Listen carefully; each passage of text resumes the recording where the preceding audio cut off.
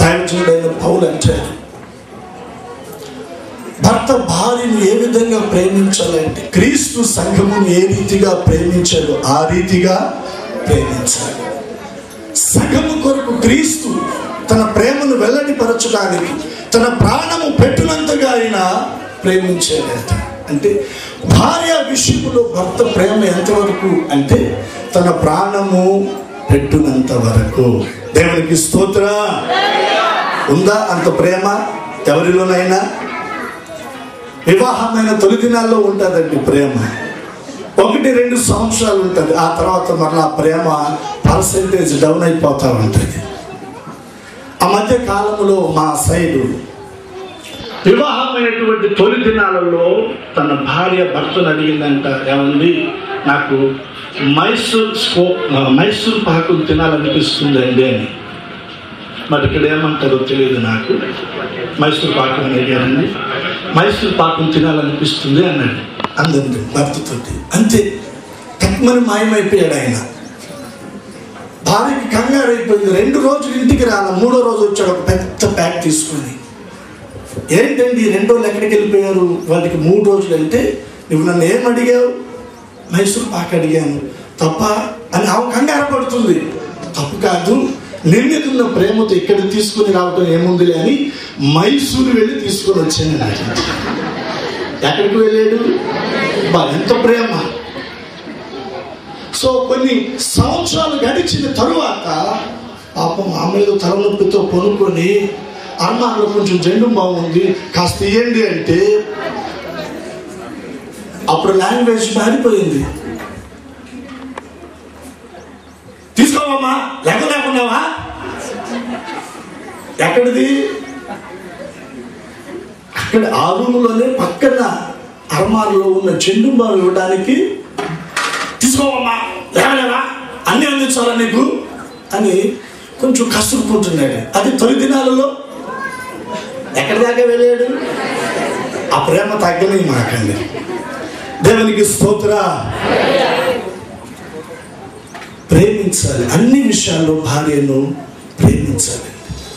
So రెండవది భార్య, నాకు అయ్యారు చెప్పాడు కదా, గుణవతి అయిన భార్య దొరుకుట అరుదు, అతిది ముత్యము కంటే కూడా అమూల్యమైనది.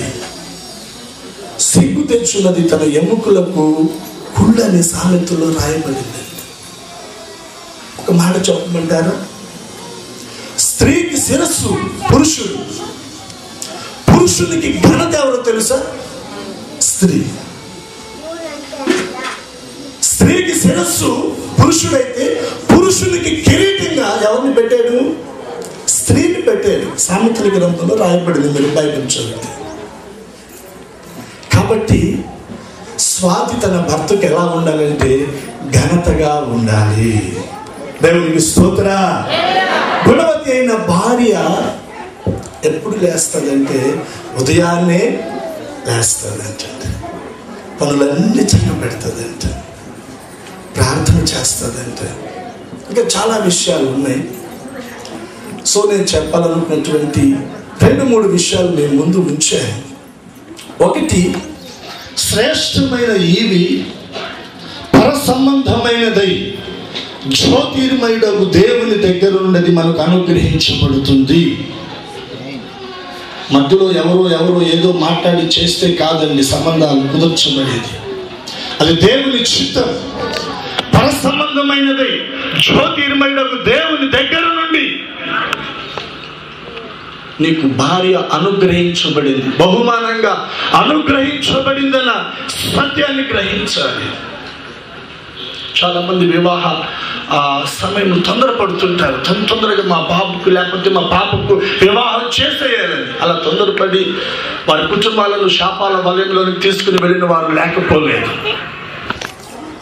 జస్ట్ కొన్ని నిమిషాల వ్యవధిలోనే ఆయన అద్భుతం చేస్తాడు. అయినప్పటికీ కూడా మరియమ్మతోటి ప్రభు చెప్పిన మాట ఏంటో తెలుసా?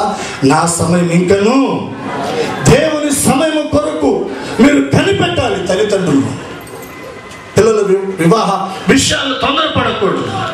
దేవుని సమయం ఉంది, ఆ సమయం కొరకు కనిపెట్టండి, దేవుడు అద్భుతం చేస్తాడు. భర్త భార్యను ప్రేమించాలి. యేసయ్య సంఘాన్ని ఎలా ప్రేమించాడో అలాగా భార్య భర్త విషయంలో అన్ని విషయాల్లో లోబడాలి, తనకు ఘనతను తీసుకొని వచ్చే మాదిరిగా.